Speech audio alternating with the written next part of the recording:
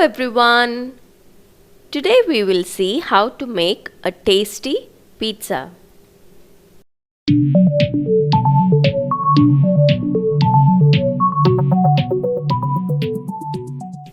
This pizza recipe we are going to make it in an oven.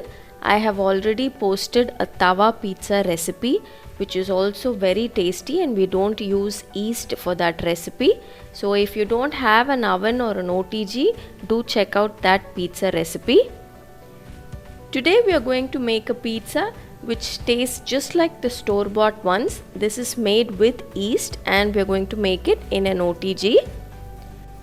So to make this pizza, take a bowl and add half a cup of lukewarm water. Make sure this water is not too hot or too cold. It should be warm water, it should be lukewarm water, because when we add the yeast activates only in the presence of warm water.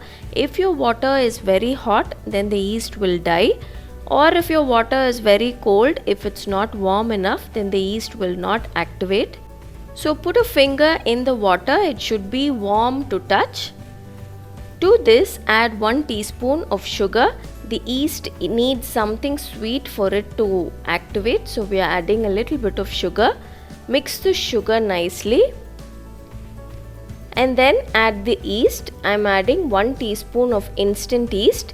You can use active dry yeast or instant yeast, whichever you have, you can add that.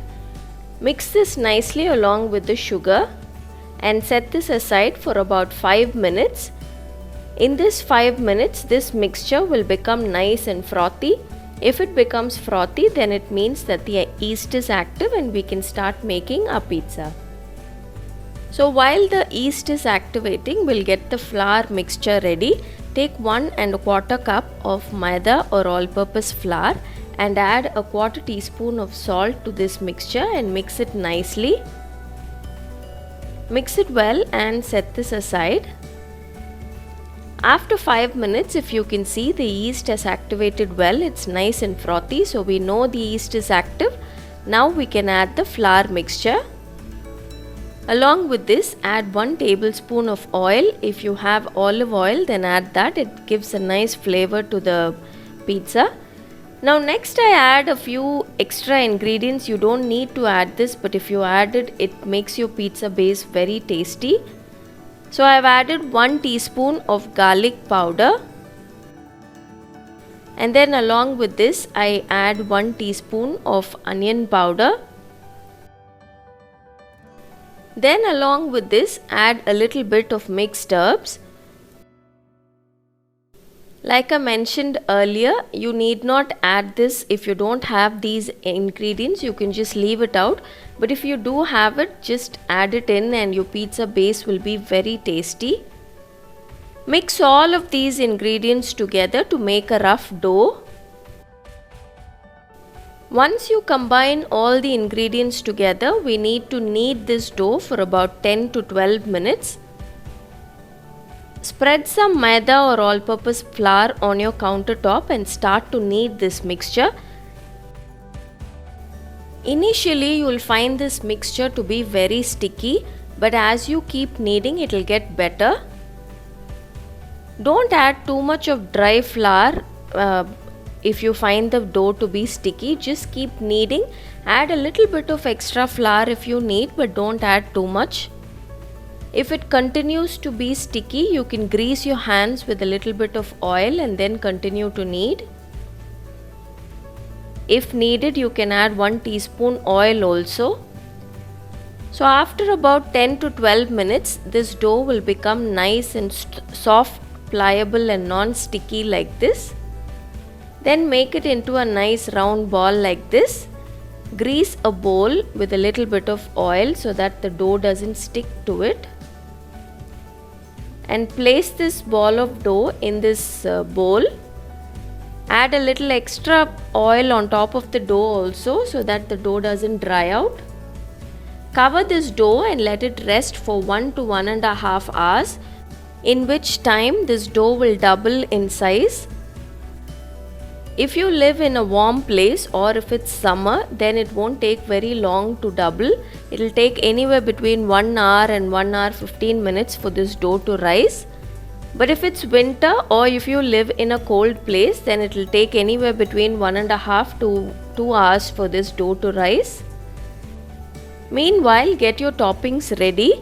I'm using some veggies for this pizza. I've taken some mushrooms, green peas, frozen corn, tomatoes, onions and capsicum. This is after 1 hour 15 minutes. My dough has doubled nicely. Punch the dough lightly and remove the air and knead it for about 1 to 2 minutes. At this time, preheat your oven to 250 degrees Celsius. Now to spread the pizza base, I am using an oven safe dish like this. If you're using an OTG, you can use your stainless steel plates also. Grease your pan lightly with half a teaspoon of oil. You don't need to add too much. This will give you a nice crisp base and your pizza won't stick to the pan. Then transfer your dough to the pan and then spread the base nicely. You can keep the base as thick as you want or you can make it nice and thin.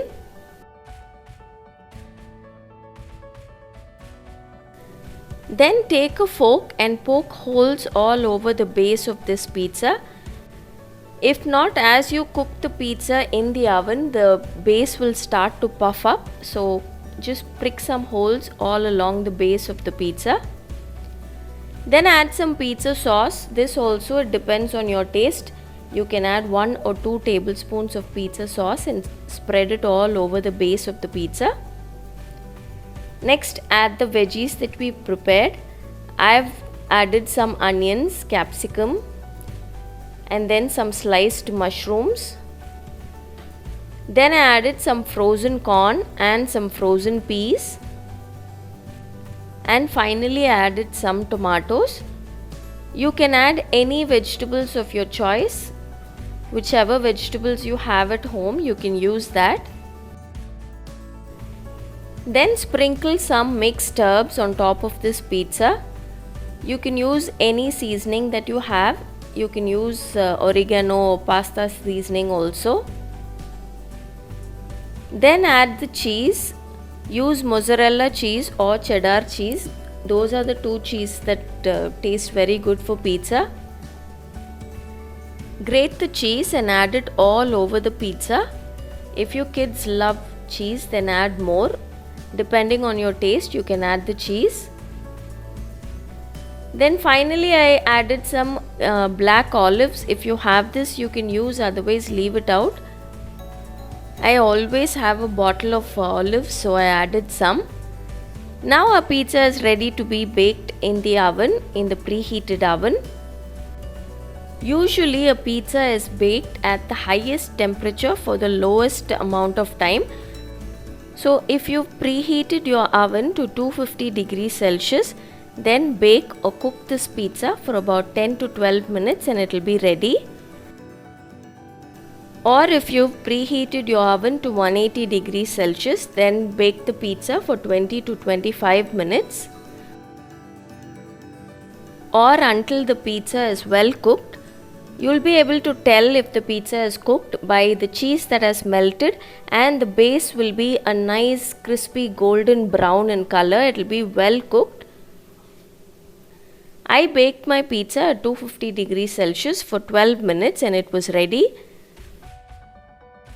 So there it is, a superb homemade pizza which tastes just like the store-bought ones is ready. We don't prefer a lot of cheese, so I added very little only. Before serving, you can sprinkle a little more of oregano and red chili flakes. My kids don't like red chili flakes, so I used very little here.